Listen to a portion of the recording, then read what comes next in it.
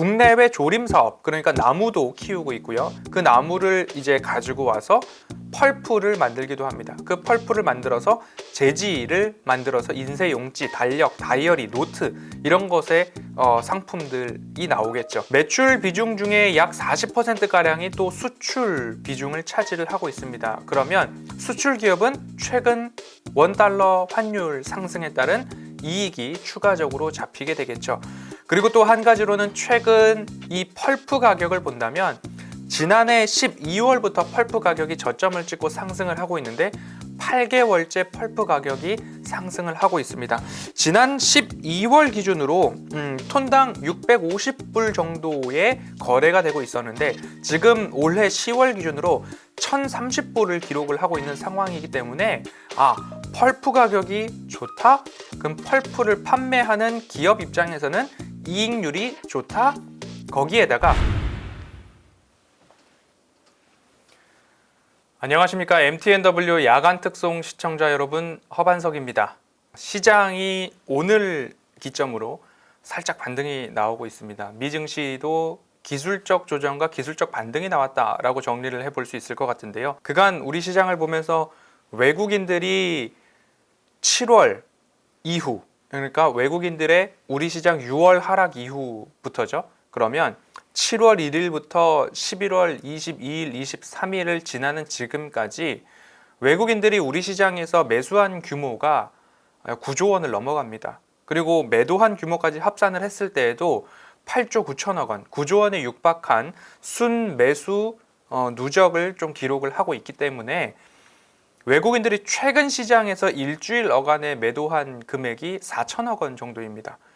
9조 원 이상을 매수했고 4천억 원 정도를 매도했고, 그래서 누적 순매수 규모가 9조 원 정도를 남겨놓고 있다라고 한다면 외국인들이 어느 정도를 매도해야 시장의 대세 변곡이 나타났다, 하락으로 전환했다라는 것들을 외국인의 매도 규모를 가지고 좀 판단을 해보십사 말씀을 좀 드리고 싶습니다. 의미 있는, 규모 있는 외국인들의 자금 이탈이 아닌 이상 아직까지는 추세의 연속성을 조금 더 들여다 볼 수 있겠다라는 걸로 시장 간단하게 좀 정리를 하도록 하겠습니다. 그간 여러 가지 종목들, 사람들이 미처 보지 않을 때 반도체 말씀을 드렸고요. 사람들이 미처 보지 않을 때 경기 방어주, 음식료 섹터 말씀을 드렸고요. 사람들이 미처 아직 얘기하고 있지 않을 때 자산주, 가치주, 배당주 이야기를 좀 드리고 있습니다. 찬바람이 들면 배당주 이야기가 나오는데 금융지주사, 은행 관련된 섹터는 뭔가 채권도 불안한 것 같고 어떻게 부실한 기업이 나오면 안 될 텐데 라는 불안감들이 있지만 그 외에 배당도 나오고 이익률도 좋고 성장성이 있는 기업들로 연말 시즌을 또 잘 꾸려 가셔야 하는 소중한 그리고 중요한 시기에 있다라는 말씀도 챙겨가시면 좋겠습니다. 오늘 말씀드린 종목은 재지 관련된 기업인데요.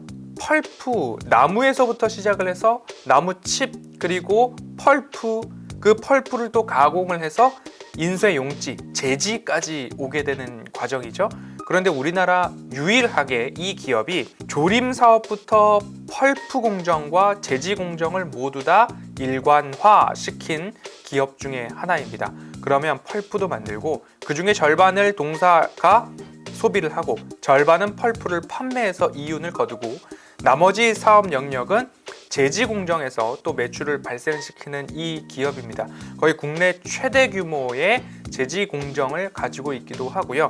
국내 유일하게 이 모든 공정을 일관화시킨 기업이다라고 한다면 바로 이 기업이 떠오르실 겁니다. 오늘의 기업은 무림 PNP입니다. 무림 페이퍼, 무림 PNP, 무림 관련된 주들이 굉장히 좀 있죠. 그 중에서도 무림 PNP를 좀 말씀을 드리겠는데요. 국내외 조림 사업, 그러니까 나무도 키우고 있고요. 그 나무를 이제 가지고 와서 펄프를 만들기도 합니다. 그 펄프를 만들어서 재지를 만들어서 인쇄 용지, 달력, 다이어리, 노트 이런 것에 상품들이 나오겠죠. 매출 비중 중에 약 40%가량이 또 수출 비중을 차지를 하고 있습니다. 그러면 수출 기업은 최근 원달러 환율 상승에 따른 이익이 추가적으로 잡히게 되겠죠. 그리고 또 한 가지로는 최근 이 펄프 가격을 본다면 지난해 12월부터 펄프 가격이 저점을 찍고 상승을 하고 있는데 8개월째 펄프 가격이 상승을 하고 있습니다. 지난 12월 기준으로 톤당 650불 정도의 거래가 되고 있었는데 지금 올해 10월 기준으로 1030불을 기록을 하고 있는 상황이기 때문에 펄프 가격이 좋다? 그럼 펄프를 판매하는 기업 입장에서는 이익률이 좋다? 거기에다가 환율 말씀을 드렸고 추가적으로 나무를 들여와야죠. 그리고 펄프를 수출해야죠. 그럼 운송비가 들겠죠. 그런데 최근 여러 운송비, 특히 해운운임이 하락을 했습니다.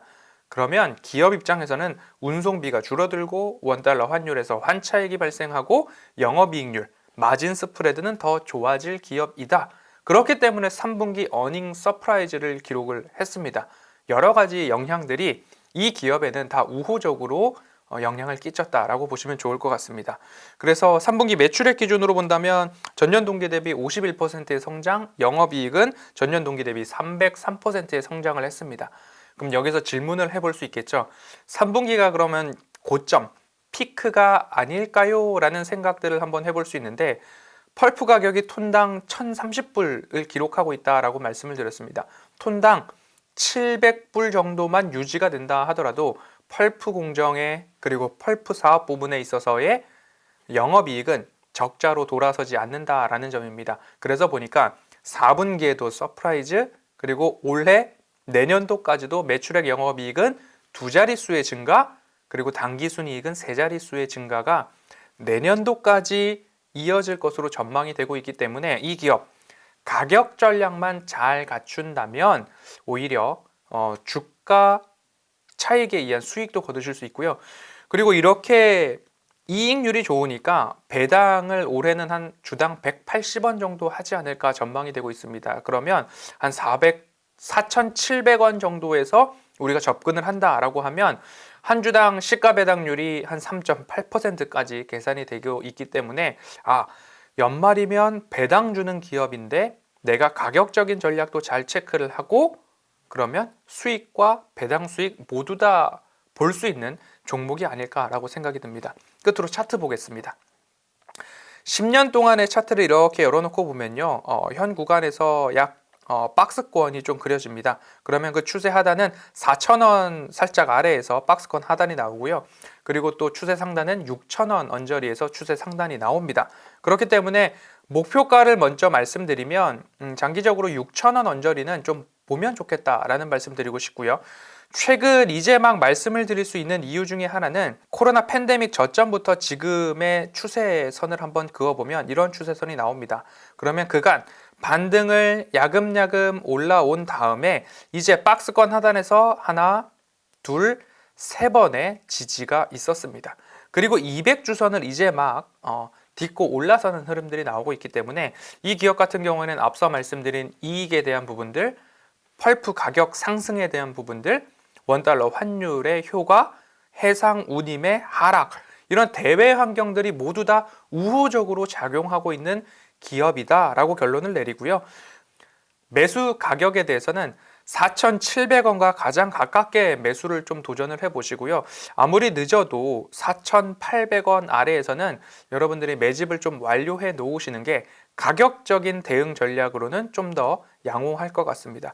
그리고 상징적으로 손절 가격을 좀 말씀드려 본다면 손절 가격은 3,700원을 하회할 경우에는 상징적으로 손절을 말씀을 드릴 수 있겠는데요. 배당을 받고 그 이후까지도 노려볼 수 있는 종목으로 조금 3개월에서 6개월 정도 중기 전략으로 이 기업을 보신다면 목표가 6,000원 한번 도전해 보실 만 할 것 같습니다. 지금까지 MTNW 허반석이었습니다. 감사합니다.